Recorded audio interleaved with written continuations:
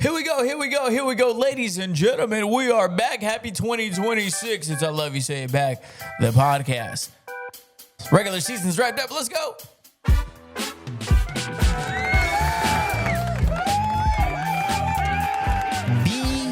B-E-A Beautiful. You guys ever watch Bruce Almighty? You're like, yeah, that was perfectly done. That was John on the ones and twos. How you boys doing? Welcome back. Welcome to 2026, ladies and gentlemen.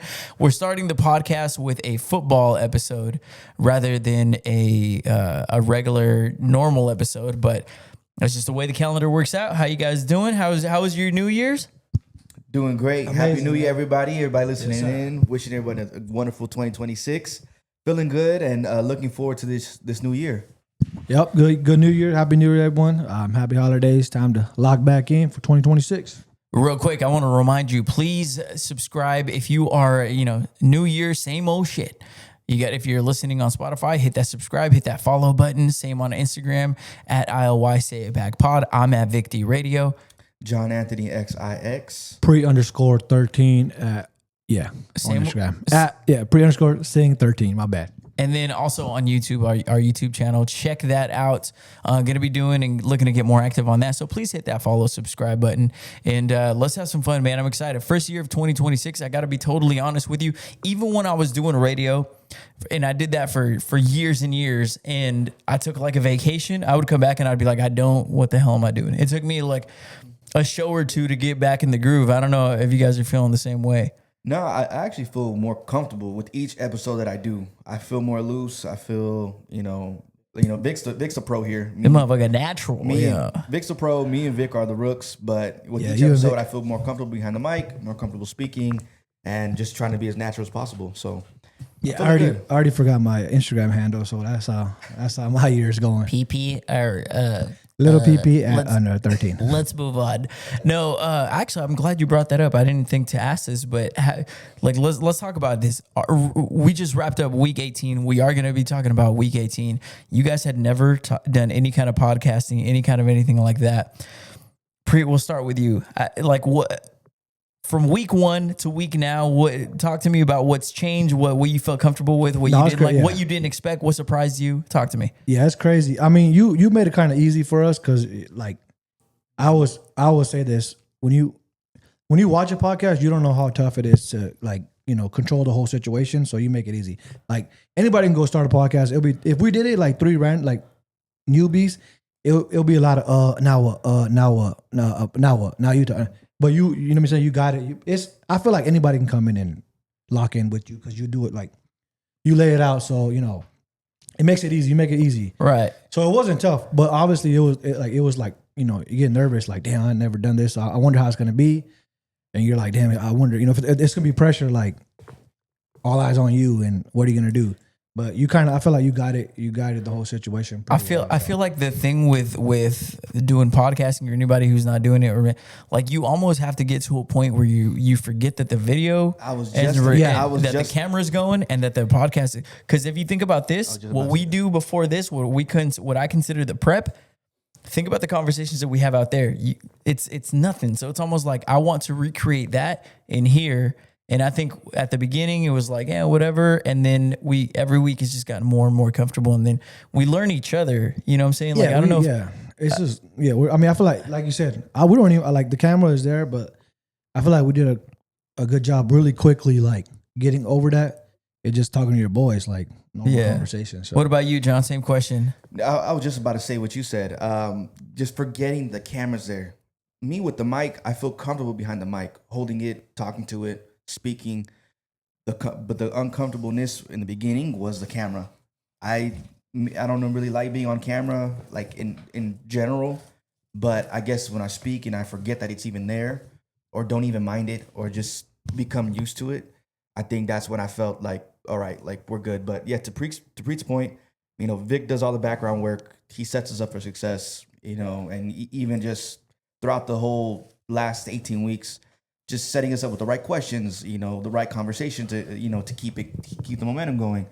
So Vic definitely makes it easier for us on our side. But yeah, just getting comfortable with it and just not trying as hard. I feel like when you don't try as hard, like in the sense of trying to force a convo or trying to force a joke or trying to force, anything, and just you talk natural and normal, I think it goes the best that way. And it's a two-way street where you guys are talking about like, yeah, I can prep all the questions and everything, but when you guys have good conversation, that's why it was easy with you two. You know what I'm saying? It was like, I know I could throw something out and get an elaborate answer. That's why we ventured into even a little bit of like Wednesday wisdom in here, because the conversations, it's not, we don't just talk sports. We talk about all kinds of things. And I'm like, you know what? These guys have things that I'm like deserve to be heard or worthy of being heard. And I think it's made it a lot of fun, but I appreciate you guys jumping on. I don't know if I had told you this, but this had been like maybe a 2-year kind of passion project that I had an idea and I would pitch it to, or I'd talk about it to like other friends and they'd be like,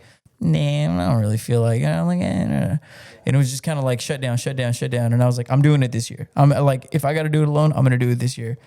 But doing it with multiple people, having people who know sports and just have good conversations in general. So you guys, I know you guys said I made it easy, but you guys made it easy as well. So it's been a lot of fun, and it is week 18, and brother. I cannot. I'm coming back off of a little bit of a vacation. First, like real big vacation that I've taken on the podcast, where I didn't do a podcast and I didn't want to edit any videos for nothing. And I was like, I had anxiety leading into it because, you don't want to take too much time away from work. You're like, you get nervous about it, especially when it's your own little baby. But I'll tell you what, boys, I felt like without realizing it's exactly what I fucking needed.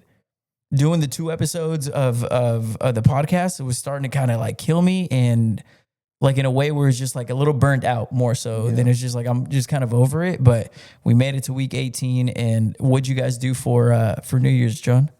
Yeah, New Year's I went out with the boys, celebrated at Zama right here in town. Kept it local. Yeah, I kept it local. I didn't want to. I was traveling for Thanksgiving, and even in between Thanksgiving and Christmas, I went to San Diego, and then I went to LA again for Christmas. So I was just burnt out from traveling. I didn't want to go anywhere.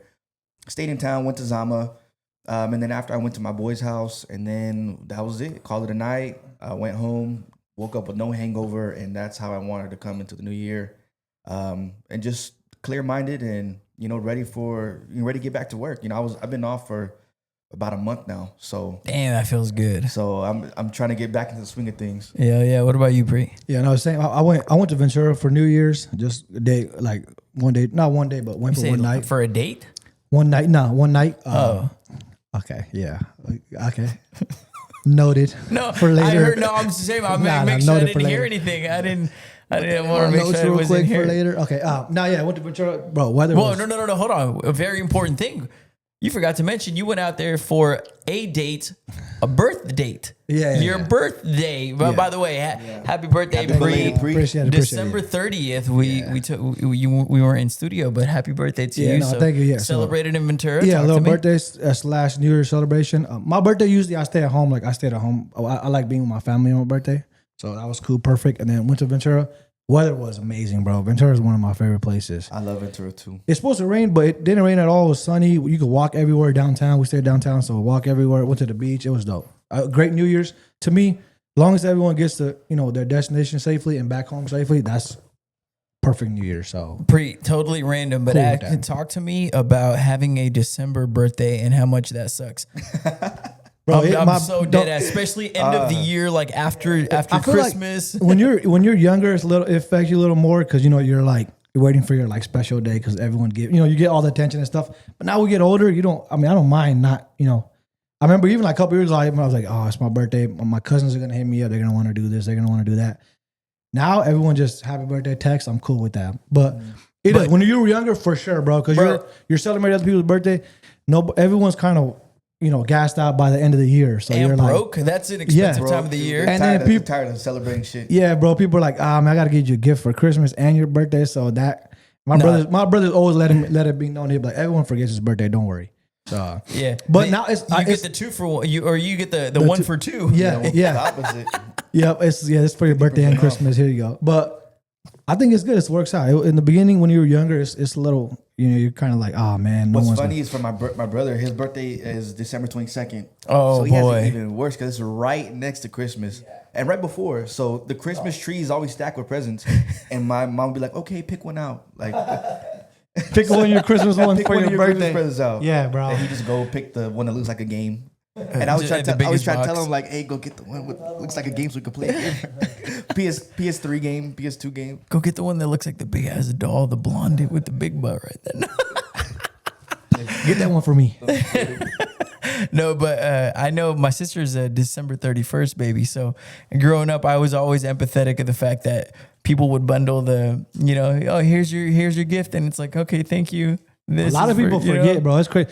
Like I said, when you're younger, you think about stuff like that. Now I like it because it's more calm and chill. But you don't blame them. It's the end of the year. People got so much going on, so it's like. How do you feel about your birthday? You like a calm and chill thing? I know. You just go by yourself, huh? Like hiking or something? Yeah. I'll try to do something on my own. But the thing is that you got to think about this. My birthday is September 22nd.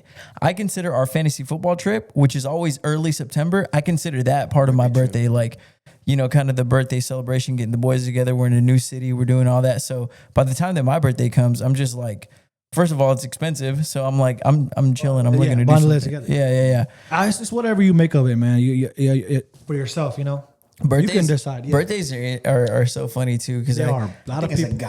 As a guy, you're kind of like, all right, everybody, let's go celebrate me. Yeah. So a lot of guys feel kind of weird about it, where they don't really want to celebrate. They don't really want to set nothing up for themselves and things like that. Yeah. But I think I've kind of turned the page where I you know what? I am gonna set up something for myself. I am gonna celebrate. I'm all for whatever makes you happy. Like some people like going out, some people like chilling at home, being with your friends, cousins. But it always works out, man. Whatever happens, usually you're cool with it. Yeah, like you give me like a round of golf, but bro, that's what I did. Yeah, bro. My birthday in the morning, I went to go play golf with my boys. Perfect. Like didn't nothing crazy. Golfed at Kern River.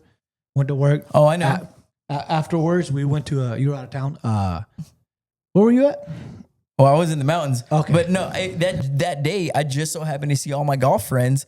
Everybody was it was Jesse, it was Gabe, it was Preet, it was Taylor, it was everybody. Kaufman was, and I was like, that's funny because I didn't get an invite to any of it.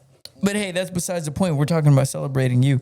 The other part about the top of the new year is, are you guys big believers or proponents, or are you guys big? Do you guys make these big sweeping changes like your New Year's resolutions? Do you guys have anything that you guys do, or do you guys play every year by like, this year I'll try something, but I don't necessarily need to? Do you guys have anything going on?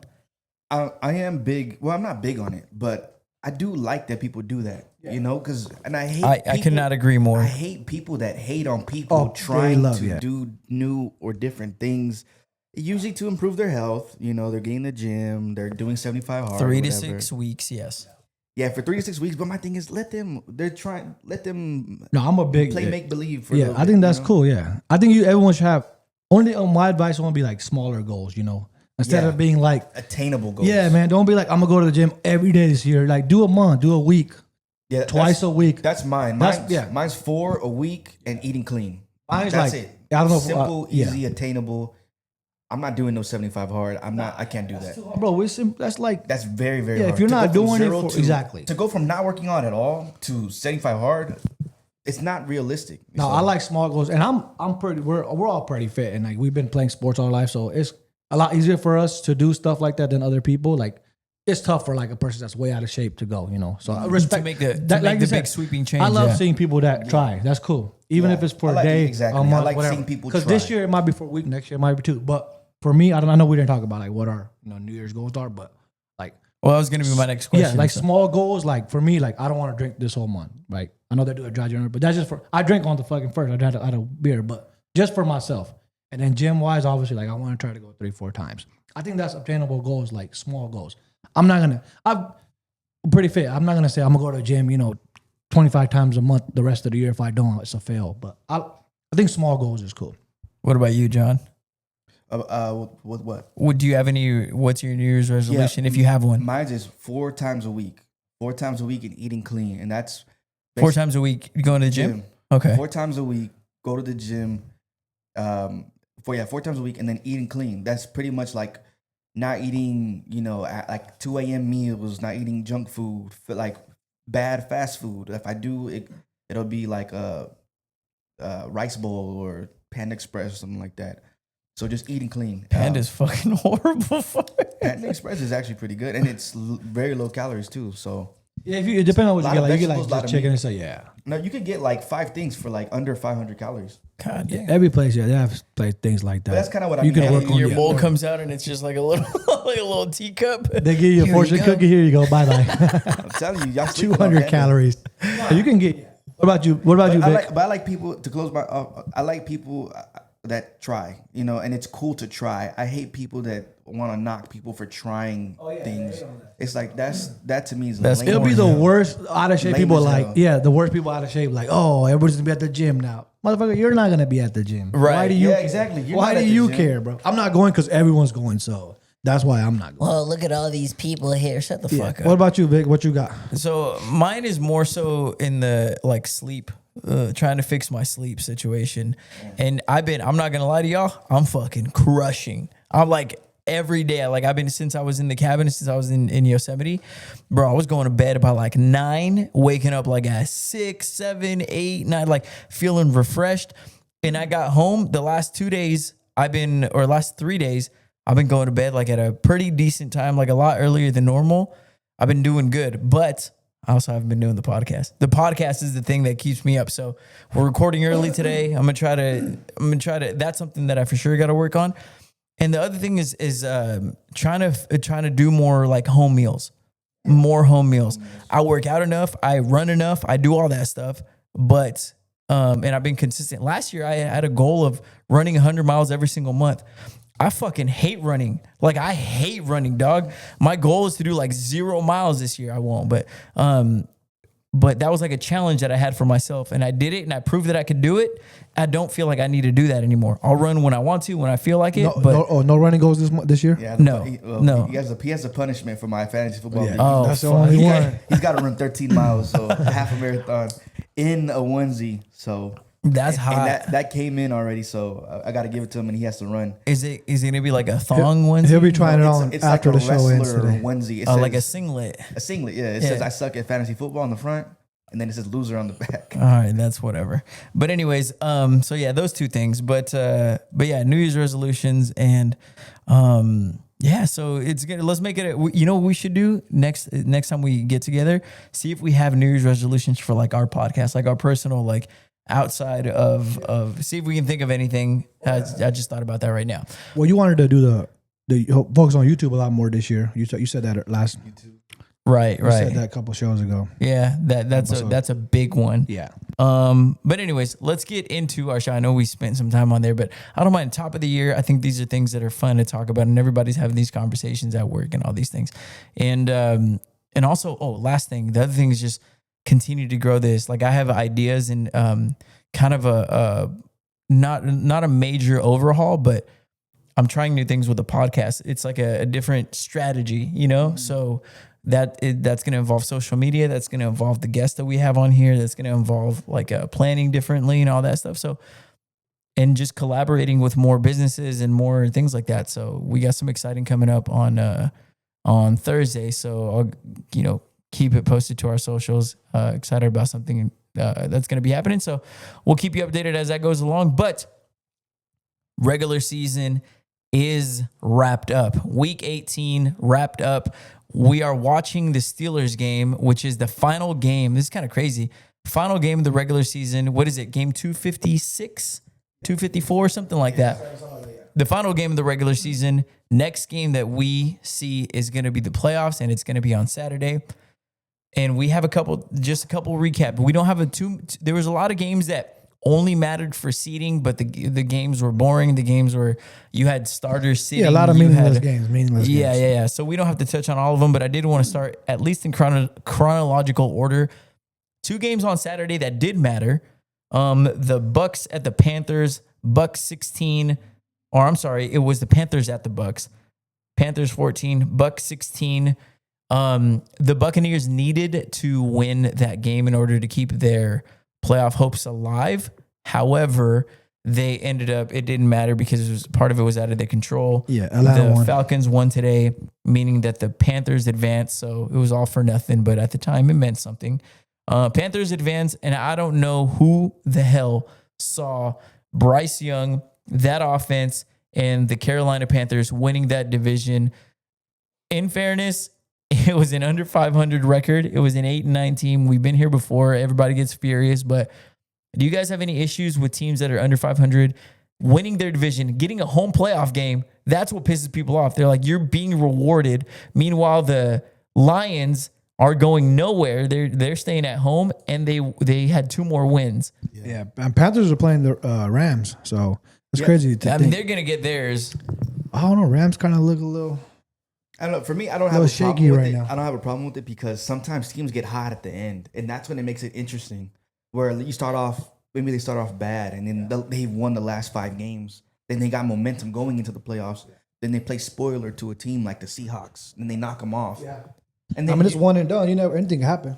You know, everybody talks about the Giants, right? That year where they were playing like trash in the beginning, and they came back at the end. The defense got hot at the right time, and they ended up winning the Super Bowl and upsetting the Patriots.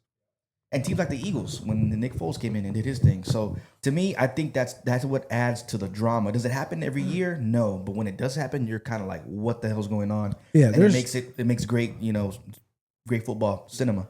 Yeah, I don't have a problem with teams like that getting in because that's the rule. That's how it's set up. Yep. Unless you're gonna do 2 conferences and top 8 teams from each conference, like just 2 big, conferences. Is that the way the NBA does it? Yeah. NBA has East and West. Yeah. Which I think it should be like that because, like you said, it's not fair, but it's crazy. The Lions have 2 more wins than the Panthers, and they're not in the playoffs. It does suck. So, but it also keeps. Then it's like these two today's game when none of these teams would be in either, like Ravens and Steelers, because they're Okay, rude. But then 3 teams. So I think NFC that's the rules. Yeah, 3 teams went in. Yeah, you can go in 2 Lions. Oh yeah. Would have tightened up. That is a great point. Yeah, it's the rule. That's how it's set up. I mean, you can't blame anyone. Still get in. I agree. I tend to, I don't really like. That's the way they want representation from every corner of the. That's why the NFL is the NFL. They don't give a fuck. They like whatever they're doing works, and it is what it is. It's with NBA declining. People are going to watch, so it doesn't matter. No doubt. Football is the most entertaining sport. So let's move on to the Seahawks at the 49ers. This was a Saturday night game. Bang, Niner gang. And this one did have a lot riding on it. Number 1 overall seed. You automatically advance to the second round with a bye. So I feel like the 49ers needed the bye more than the Seahawks, but the Seahawks came out. I don't feel like the final score was indicative of how, I wouldn't say dominant. It wasn't like a dominant. They blew them out of the water, but it never really felt that close. Yeah, the Seahawks were in control the whole time. Yeah, felt like they were in control. They were rolling. And what do you guys think of the 49ers finally playing like a good team and putting up 3 points and not looking as good as they have all season long? Do you have any concerns going into the playoffs? I mean, I always have. I don't think they're as good as people think they are, but they have been winning. So they've been some good teams. It's one game, so you can't really take too much from it. But it is huge because you go from now that the bracket's out, you go from a first round bye and resting your players, maybe Fred Warner coming back, to now you have to play the Eagles on the road.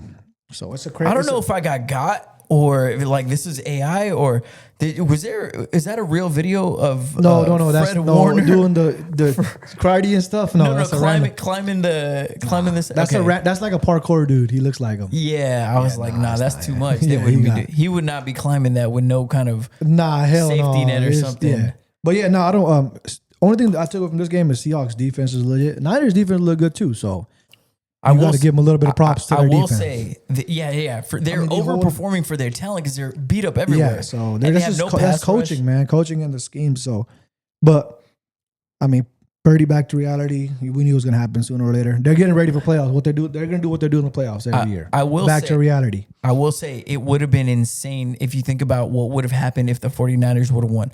One, I feel like no running back needs a week off more than Christian McCaffrey. And they run that little white boy to the ground. They're like, hey, run it again. Is it? Run it again. Yeah. Whether it's in the pass game, whether it's in blocking, whether it's in rushing, this boy does it all out of the University of Stanford. Thank you very much. But also, if you think about their path to the Super Bowl, potentially, it would have been all the way to and in, all the way to, there would have been home field advantage. And then you think about the Super Bowl, that would have been home field advantage as well, because this year it's in Santa Clara. So that would have been absolutely huge. Now we don't need to worry about it because it didn't happen. I'm not sure who their playoff matchup is. Eagles. But this is what concerned me about the Niners altogether. Like, yes, Preet brought up a great point. He said this, and I said this to one of my friends who's a Niner fan. I was like, bro, listen, the thing is that I didn't think that the Niners were as good, but there came a point where you keep winning the game. So what can you say? You played a weak schedule. Yes, that's true. And some teams ended up being better and some teams ended up being worse. But the point is, you kept winning the game. So it's like the offense, but coming into this game, looked unbelievable. Yeah. So that's the only thing that made you hesitate. But now it's like, I don't know if they make it past the first round in the Eagles. I think they needed that first round bye. It was huge for them. Yeah. Yeah. I think for me, this, you guys know I hate the Niners, but I think this was an anomaly. They've been playing lights out for the last 6-7 weeks. It was only a matter of time. And I think now everybody's like, I told you so. Look at them. It's only 13-3. I'm honestly more worried about the Seahawks not dominating when they could have. Would you see that from a good team like the Patriots? Because the Patriots, when you give them a chance, they'll stomp on you, and that's what they've been doing.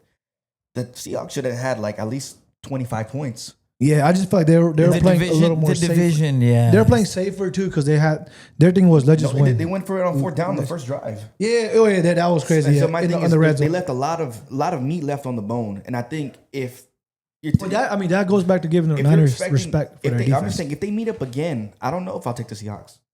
I don't know if I will. If they were to meet up again somehow in the playoffs, I don't know if I would take the Seahawks. So. I feel like, injuries aside, I feel like Niners have the most, like, they have a lot of pressure on them in the playoffs just because they're the only team that haven't won it yet. Yeah. And they keep getting there. They keep knocking on that door. Seahawks don't have a lot. I mean, yes, they've been number one seed, but nobody, The thing with the Seahawks that I will say is that like their corners were locking shit down. So, and credit to the D-line, right? The D-line, they helped the corners. They work in tandem. But man, I don't know if they do match up again. I don't know how those receivers are going to get free from that secondary. So, because they were shutting them down. Brock couldn't throw it anywhere, and every pass was contested. Every time they caught it, somebody was getting hit.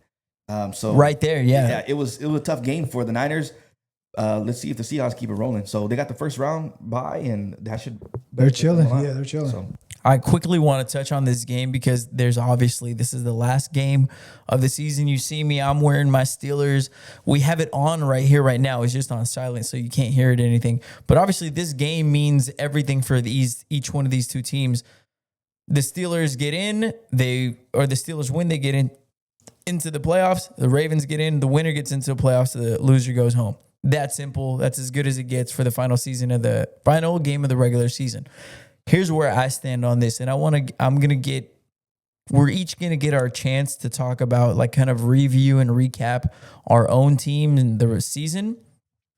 But the way I look at this, and yes, I'm wearing my Steelers jersey. I got my terrible towel. Boys, I think the Steelers need to lose this game. And I know it's a tough conversation. It's a weird conversation, but this is a micro versus a macro situation. This isn't a conversation of, am I rooting for this? I'm watching this game and I'm pissed that the Steelers are down. But I do understand that the big picture, we need to lose only because that is the only way that change is going to happen. I do not want to sign up for another year or another 10 years of Mike Tomlin going above 500, sneaking into the playoffs, just like we're doing. Lamar has been hurt all season. Joe Burrow has been hurt all season. The Browns have been the Browns all season. This was the perfect time to run away with it, but yet we're one game over 500 and we're fighting to get into the playoffs in the final regular season. We can never really just take the stranglehold. It feels like different players, different casting characters, same movie. I know how this ends. I know how this thing goes. So I guess my point, to sum it up, is if the Steelers go to the playoffs, the franchise is going to look at it and say, hey, it's fine. Above 500, we get into the playoffs. That's great. Extend Mike Tomlin. It's almost like that's become the new standard of success is mediocrity. And that's not okay to me as a real Steeler fan. I think a lot of Steeler fans are rooting for, obviously, the Steeler fans to win tonight. But to me, that's such a small picture view of it. You win tonight, no changes are going to be made. You lose tonight, the conversation starts. All right, well, we didn't get into the playoffs. We keep doing the same thing. And I think that's the bigger picture. That's the conversation that needs to be had. And more than any year in the last 10 years, 15 years, you start to hear former players, Big Ben, commentators, reporters start talking about like, hey, we've seen this all the time. Like, when is something going to change? When are you going to win in the playoffs? We haven't won in the playoffs in 10 years. And the last time that the Steelers won in the playoffs, it was all field goals. There was no offensive touchdown. So I guess to wrap up my point, if we want change, change starts with a loss tonight. As much as it hurts to say that, and it's a weird place to be because I'm rooting for him right now. That was a huge play, and I'm excited. But I know big picture, change starts with a loss tonight, and that's kind of where I'm at. And we'll know how this game ends up. Right now, the Steelers are losing. But I wanted to ask you guys about your own individual teams because, Preet, you had a huge weekend. You had an absolutely huge weekend. You guys were in the Toilet Bowl. Congratulations. Number 1 overall pick. Thank you. Yeah, let's go, baby. Who said the Raiders can't do anything right? Gino's the man for the. What, was he even the starter in that game? No. Gino was in the starting game? Aiden O'Connell. No, in the Toilet Bowl. It was. It was. Pickett. No. It was Gino. Gino came in and then Pickett came in. I remember Gino being in. That was the right man for the job. That was the right coach for the job. You guys got the right cast of characters. Talk to me about your season and how you feel about it now, taking a look from 18,000 feet above. Yeah, I mean, obviously it was a disappointing season. I was excited in the beginning. Everyone was excited at the beginning of the year. But, I mean, I seen this somewhere. If this is Pete Carroll's last year, hopefully it is, and Gino's, I appreciate them because this is the first time we've actually tanked the right way. So we did everything, after midway through the season, we weren't going anywhere. We knew that. So they lost a lot of games. I'm glad they did. We won today, but we didn't need to win. So we secured up the number one pick.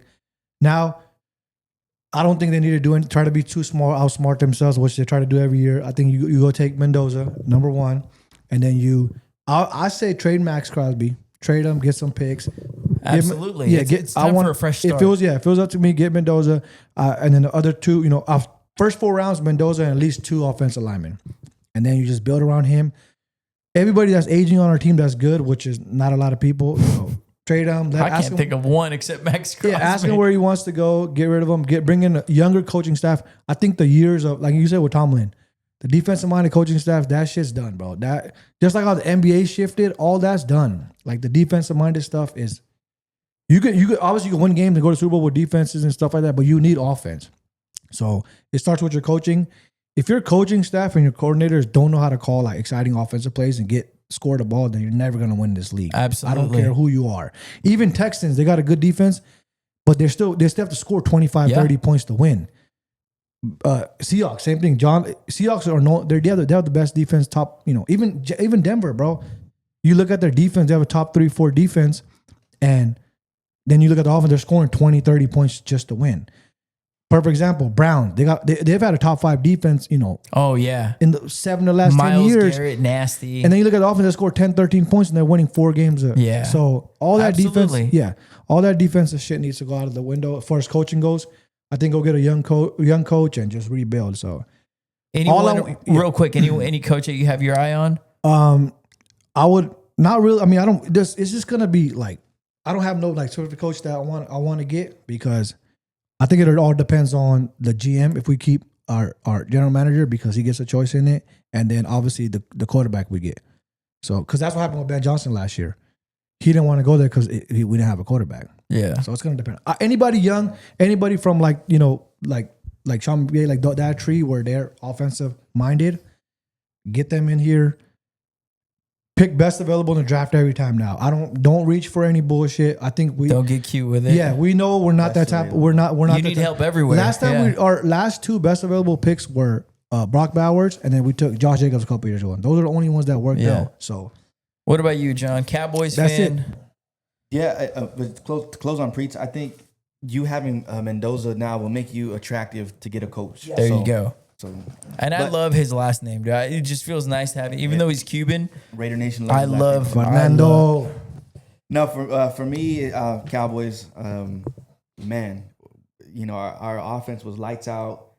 I mean, we still could have played better in certain situations and situational football where I was a bit disappointed, but we had, you know, it was exciting for a minute. We had 2 big wins. We beat the Eagles. We beat the Chiefs. Turns out, you know, and then after that, they were just not even good football teams. I think the Chiefs, you know, it was still impressive because it was a good game, but they had their full team, yeah, they had their full team, but you know, then after that, we just went down the wayside. And it's because of our defense. Our defense is the worst in the league. So I mean, it's pretty obvious. I think Raiders might have something to say about that. We actually got a pretty good defense. I don't know. I think statistically, Cowboys are 32nd overall defense out of 29 teams. We are terrible, and I think in the draft, it's obvious what we have to do. We have 2 first-round picks. We have 2 top 20 picks. We have the 12th and the 20th. Yeah, that's solid. That's where that Micah trade is going to pay off even more. And, you know, and I think we got to go get the best available on defense. We need help at linebacker. We need help at safety, and then we need help on the DN. So if we have between safety, corner, the secondary, so between safety, corner, linebacker, middle linebacker, inside linebacker, and D end, whoever's the best fucking guy there, Ohio State has a bunch of guys. Let's go get them. You know, we have Quentin Williams in the middle. We, you know, he's a all pro, but we need whoever's best available. And then from there on, and then fire Matt Eberflus. Well, I fucking hate him. Fire his dumbass and go get a real defensive coordinator. And then I think that's it. I think we can really be a coach on defense, a solid coach on defense, and one to two picks away, 2 players away from being a legitimate team that can actually compete in the playoffs. So you know, my team, I think we're 2 pieces away. If we can hit on the draft, maybe trade for a Max Crosby, you know, for the right price, maybe even 2 first. TJ Watt, you know, like. What's the price? I wouldn't throw them the whole kitchen sink though. So for the right price, if we can go get go get somebody on the D end or a linebacker or a corner, safety, you know, whoever it may be. But it's obvious what we need, and just help on defense, and that's pretty much it. Yeah, our coach, I like him. Yeah, do you guys hold on to him? Because he seemed like nobody wanted him. Like Jerry Jones just kind of threw him a bone and was like, he's never been a head coach. This is his first year. He's been in the league for like 30 years, his whole life. So his dad's Marty Schottenheimer, and you know he's always been around football. I like him as a coach. I think I will say I was surprised. I didn't expect him to be this good at all. He did good, man. Offensive. Our offensive coordinator was solid. We got him from Arizona. He was a run game coach, and the O-line coach. So offense is good. You know. Let me ask you this: do you feel like it was a year that was wasted? Because I don't know what's going to happen with Pickens. Do you feel like offensively it was a year that it was wasted, where you feel like, damn, we let that weaponry and that great year from Dak. Dak has had some injury history. He stayed healthy most of the years. They wasted a couple of years. Yeah. They've had a good offense. I think we're wasting Dak's career, honestly. I mean, we've had teams, but you know what we've never had? A defense. I mean, he's had one defense, and that's when we lost to the Niners in the divisional. But besides that, he's always had a trash defense. I think his second or third year, he had that's when we had Sean Lee, we had Jalen Smith. Sean Lee was so sick. I forgot about that boy. Lawrence. We had a squad and we didn't win. But then after that, it just always been offense. We had good offenses since 2016 with Zeke. The offense is always good. Yeah. Never been an issue. It's the defense, and I think we need to sell out on the defense this year. So is it a year wasted? Yeah. You know, Dak, he's not the healthiest. He gets freakish injuries. And he's getting older. You know, he's still, you know, quarterbacks are playing longer now. So he still has a good 5-6 years, I think.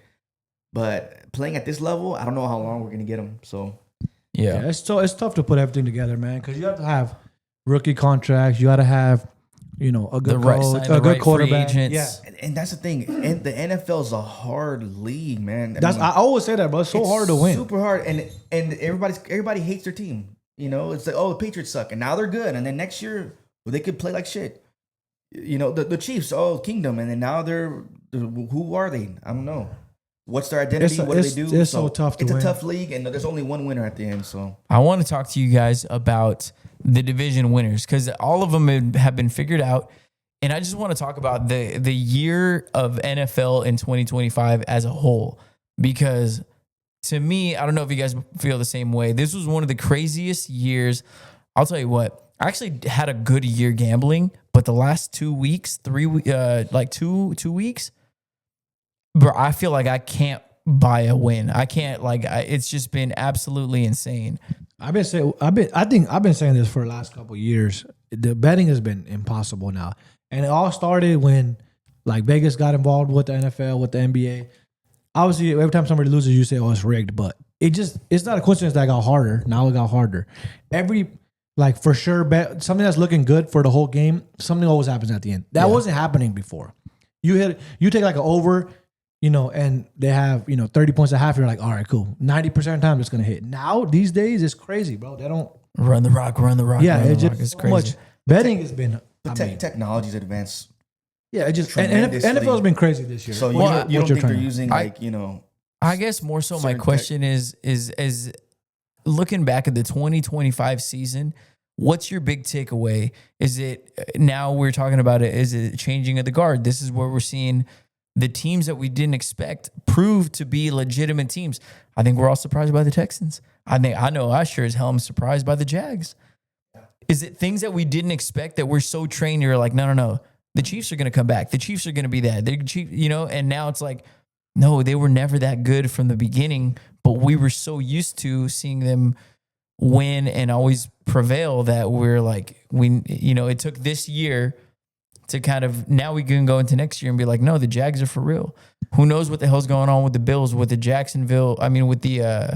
with Lamar Jackson and the Ravens. It was a weird year, and to me, it's kind of beautiful. It's kind of what makes the NFL special. I think this is I'm talking about I think in sports in general, especially if you look at little kids now, we play sports since we were kids. Everyone's getting so much better. So there's a lot more better players everywhere in every sport. Look at NBA. Denver's good now. OKC, it's so much talent now. There's enough talent for anybody to be good now. Back in the days, Tom Brady there was 4 good quarterbacks, right? And it was those are the guys who got to get through. There was 3 good defensive ends that were dogs, and it was oh, we're playing them, we lost. Now, bro, there's every sport, even you see, you go to a park, you watch a high school highlight tape. There's dudes dunking under their legs, and you're like, this wasn't happening when we were in high school. I think there's so much talent now in every sport where a lot of random stuff's gonna happen now, where a team like the Panthers could compete against Bills or somebody because they got guys too now. So it's pretty cool. And coaching is getting better. And then, like you were saying, a lot more better technologies to understand plays, understand the analytics and stuff. Tape, all that. Yeah. So coaching is getting better because before, again, there was 1 or 2 head dogs at coaches, and it was everybody else. Before coaching used to you go play Bill Belichick, you were like, oh, we're out coached. We're Tom Brady's better. You're automatically this team's better. Right. Now anybody can win. So I think it's happening in every sport, not just NFL, where there's so many better players now, and it's only going to get better. Bro, there's 10, 12, 15 quarterbacks that are elite, that can get to that level now, that are either there or potentially getting there. Yeah. What about you, John? What's your takeaway? For me, it's the changing of the guard. You're transitioning from I agree. The old way of football, the old quarterbacks, the old skilled people that we used to know, the D-Hops, the Ridleys, the Aaron Rodgers, those type of guys. We're transitioning to these new young bucks, and they're the ones that are running the league. And I think this is the most competitive year I can remember in the NFL. This shit is wide open. That to me is it's extremely competitive now. Everyone's just so good. Everyone, I would say the Raiders and the Titans are the worst. We know that, but the Titans, I still believe in Cam Ward. So I still believe in Cam Ward. I think the Raiders are the worst team. And clearly, right? But now you're getting Fernando Mendoza. So if the worst team has a solid quarterback now, what does that mean for the league? That means that, hey, anybody can win at any given Sunday, and there's solid pieces everywhere across the league, and there's no gimmies anymore. I don't think there's a gimme win in the NFL anymore, and I think it has to do with training, analytics, film study, film tape, a new approach to the game, new creative coaches.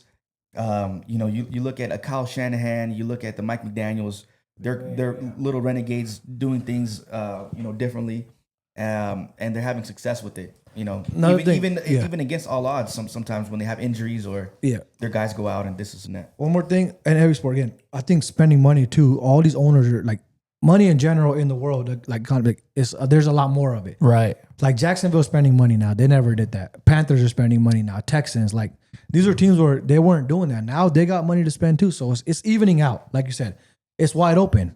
They can compete not just financially, but so. And the cap is what makes NFL so unique, I think, because they have a cap. They do. Yeah, you can only spend so much. So but everyone, it's not like baseball where you could just go buy whoever, like the Dodgers. Yes, sir.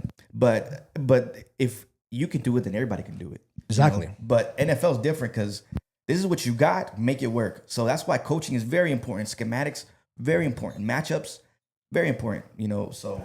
I'm going to read you guys the division winners, because if I told you that these are the teams that are going to win the division when the season started, day one, the day we recorded this first episode, I love when you say something, you make a prediction, and people are like, hot take, bullshit, you're a fan, or this and that. If I told you these things were going to happen, you'd think that you're insane. And then guess what?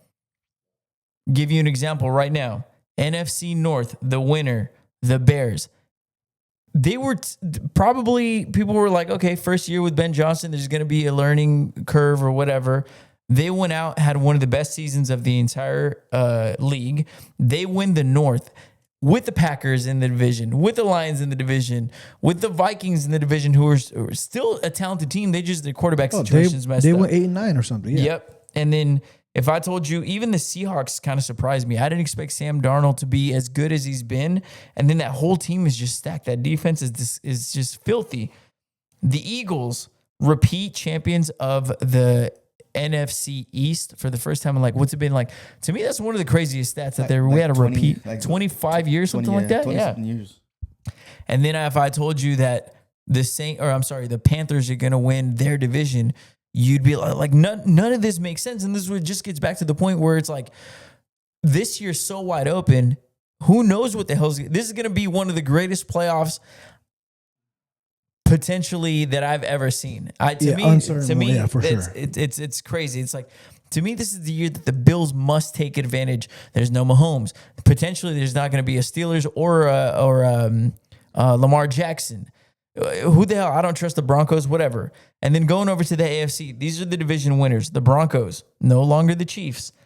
The Patriots, who were an absolutely horrible team last year. And then the Jags, historically terrible franchise, win their division. It's insane. It makes no sense. And I think that's absolutely beautiful and what makes this sport and this year so intriguing and so awesome. And I hated it for gambling, but I loved it for the TV product. It was so good. I'm going to tell you guys a crazy stat for this year. I just thought this was random. I just seen it. The New York Jets, first time since 1933 to have no interceptions all year. With their defensive head coach. That's crazy. They brought him over because he was so good on defense that they got him that job. Not one interception for anybody on the team. That's crazy. 1933, first That's time. That's depressing. Ever. And you know what? I think the coach of the year, Mike Vrabel. Yeah, they lost to the Raiders. There's some guys. There's a few. Mike Vrabel though does this with the Patriots year one. Bro, it's crazy. Yeah, Liam Cohen, crazy. Yeah, Kyle Shanahan. No, but to take the Patriots were shit last year, and they come in and now they're running the league. Quarterback. It's insane. So I think there's some good coaching. It's gonna be a fun Seahawks, fun playoffs. Let's go real quick. Dave Canales with the Panthers, what he's done. And it's not that impressive, but Denver. I mean, Sean Payton with Denver. We're gonna fill out our playoff brackets. We can't do it now because we don't have the actual bracket because we don't know who's gonna win in the Ravens and the Steelers. But I will say, we're gonna fill them out. We're gonna post them to the Instagram page, and you guys know how we're riding and all that stuff. But I do want to ask you, who do you right now Super Bowl prediction? Yes, to win the Super Bowl. To the Super Bowl matchup. I'm going AFC East, AFC, and NFC. I think Seattle goes, and then I think Bills make a run. They go, and I think Seattle beats the Bills. Okay, in the Super Bowl. You, John? That's just. I know I sprung that one on you guys right now. That's unofficial. It could change. That's just unofficial. Yeah, you know what? I can't go with Seattle just because they're number one. It's just that kind of year. You don't know. And yeah, that's it's a given. You can go Patriots, Seattle, right? But I don't. That's not gonna happen. That's what Bills. Just because they're one, that's not gonna happen. So I'm gonna go Bears. I'm gonna go Bears and Broncos. I'm gonna go Bears and Broncos. That defense, they just been impressive. But there's plenty of good defenses. The Patriots have a solid defense. Jags, they're playing good defensive ball. I mean, but Broncos are another tier. So I think we're gonna see Bears Broncos. Give me that for the Super Bowl matchup. And then who wins? This is all subject to change when we fill out our brackets. Who wins? Broncos. Oh, Broncos Super. Okay. That's cool. Again, Big. Yeah. So I'm gonna have I think this is a weird year, and I think this is gonna be one of those years that you just don't know what the hell is gonna happen. But I'm gonna go with the Jags out of the AFC. Jags are the Bills. Yeah. And then out of the NFC, Steelers. I think the Eagles can get hot at the right time. They still have the talent. They're going to get their offensive line. They've been there before. Jalen Hurts, people don't talk about how good he actually is in big games. So I think they're going to get right at the right time. They got some momentum. So I'm going to take the Eagles out of the NFC. I haven't even. This is just off the cuff. Yeah. Unofficial. This is spitballing. Hold on. This is just vibes. Who you got winning it though? You can't do back to back. I'm gonna take the Jags. Jags to win it all. The Jags to win it all. Jags or Texans. I think one of those two teams is gonna surprise us, bro. All right. To me, that's my thing. Jags in the AFC Championship. You kind of already did it, but if you had to pick like a long shot underdog to win the whole Super Bowl, one of those two, Jags or I gotta look at we should do a futures. We should each pick like two futures bets and then just ride it through the playoffs. That'd be a lot of fun. Yeah, I think a long shot underdog. John, who you got? Jags as a long shot underdog. Obviously, they're the third. Do I see them beating the Patriots? No. Do I see them beating the Broncos? I think the Patriots are too young, bro. I don't think the Broncos, the Jags beat the Broncos either. I don't think the Bears have the defense. I don't know if Bills count as a long shot underdog, but if they're not them, then I got Baltimore. No, but I'm rooting for the Bills. I want the Bills to win. I think Josh Allen needs one, deserves one. I just don't think that they have the I think Baltimore sneaks in, their defense gets healthy. Psych, they're gonna win shit. I'm kidding. If Bo Nix plays like their defense is nasty. Just like it's like the Texans. I think the Texans and Broncos are very similar, and I think they're weird teams where if the quarterback can just play a little bit Broncos above, offense is a little better. If their quarterback just play a little bit above average, a little bit like an 82 overall, give me an 80 overall, your team can carry you. But I'm gonna trust the coaching on the Broncos more, so that's why I got the Broncos, over the Texans. Long term, but I like the Broncos and strictly for their defense. We're gonna have fun during the playoffs. I'll tell you that. It's gonna be crazy. It's gonna be fun, and I cannot wait. We're gonna be doing some stuff with it, so be on the lookout. Thank you guys for joining me, and I hope you guys have an absolutely excellent 2026. We'll be back with you on Thursday. So it'll be a lot of fun. 2026, first year, got it out of the way. First podcast of the year, got it out of the way. And let's keep rocking and rolling. Go, exciting week coming up. Peace. Huge week. Can't wait. Playoffs, baby. Let's go. Be looking out for those playoff brackets. I love you. Say it back. Peace.